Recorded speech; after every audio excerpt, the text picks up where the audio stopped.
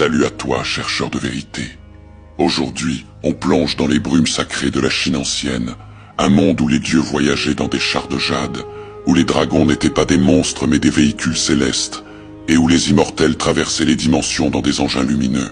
Tu penses que les Vimanas ne se trouvent qu'en Inde? Détrompe-toi, car l'empire du milieu cachait, lui aussi, les secrets des machines du ciel. Dans les anciens textes taoïstes, le Zhuangzi, le Liezi, ou encore le Huainanzi, on parle des chiens, siens, les immortels. Des êtres capables de traverser les royaumes célestes, d'apparaître et disparaître à volonté. Généralement invisibles sous leur forme réelle aux humains ordinaires, ils sont décrits par Jeong dans le Baopuzi, avec des pupilles carrées, des lobes immenses, parfois une tête de serpent, un habit de plumes, montés sur des grues ou des dragons. Ils possèdent les dons de métamorphose et d'ubiquité, apparaissent ou disparaissent à volonté dans un éclat de lumière. Ils peuvent éclairer une pièce obscure, mais la question que peu osent poser, comment voyageaient-ils? Les textes disent qu'ils montaient dans des chars de nuages, des véhicules de lumière, capables de s'élever dans le ciel, de passer d'un monde à l'autre. Certains les décrivent comme faits de jade, d'or et d'argent, émettant un son vibrant semblable à celui du tonnerre.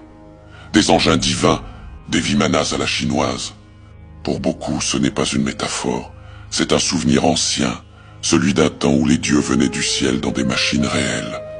Huangdi, l'empereur jaune, est une figure centrale de la mythologie chinoise. Les chroniques racontent qu'il descendit du ciel entouré de nuées dorées, porteur de la science céleste. Il régna des siècles durant, puis un jour, il monta au ciel dans un char dragon. Ce char, décrit dans le Huainanzi, était une machine d'or et de jade, capable de se déplacer entre les étoiles. Certains passages précisent que son ingénieur Shiyu connaissait les secrets du métal vivant, des alliages divins et de l'énergie cosmique. Ces récits ressemblent étrangement à ceux des Vimanas indiens, ces véhicules des dieux propulsés par l'énergie du soma ou du mercurium. Zhuangdi n'était-il pas, lui aussi, un dieu voyageur venu d'un autre monde, un porteur de technologie stellaire? En Chine, le dragon n'a jamais été une bête maléfique. Il est le symbole du mouvement, du tonnerre, du feu et de la montée vers les cieux. Dans les plus vieux écrits, on dit que les immortels montaient des dragons pour voyager dans le ciel.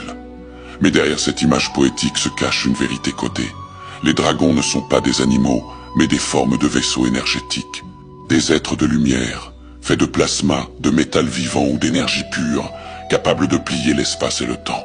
On raconte même que le dragon bleu de l'Est, King Long, gardait les portes des étoiles, et que l'empereur du ciel voyageait dans un dragon de feu mécanique.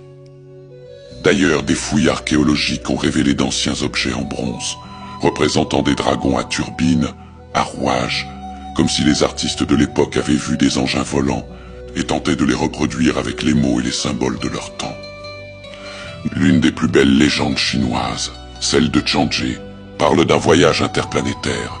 Chang'e, après avoir bu l'élixir d'immortalité, s'élève dans le ciel et rejoint la Lune. Dans certaines versions, elle ne vole pas d'elle-même, elle est transportée par un char lumineux tiré par des oiseaux mécaniques d'or et d'argent. Un engin volant, un portail dimensionnel, ou les deux. Ce récit vieux de plus de 3000 ans décrit avec des mots d'époque un voyage spatial, le départ d'un être vers une autre sphère céleste. Dans les chroniques impériales, on trouve des mentions de miroirs de bronze capables de refléter le monde des dieux et de tours volantes descendant des nuages.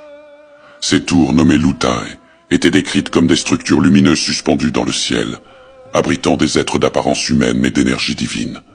Certains érudits modernes pensent qu'il s'agissait de vaisseaux stationnaires, comme les Vimanas décrits dans le Mahabharata ou le Ramayana. Des engins d'observation céleste, flottant entre les mondes. Si on met côte à côte les traditions védiques et chinoises, les correspondances sont frappantes.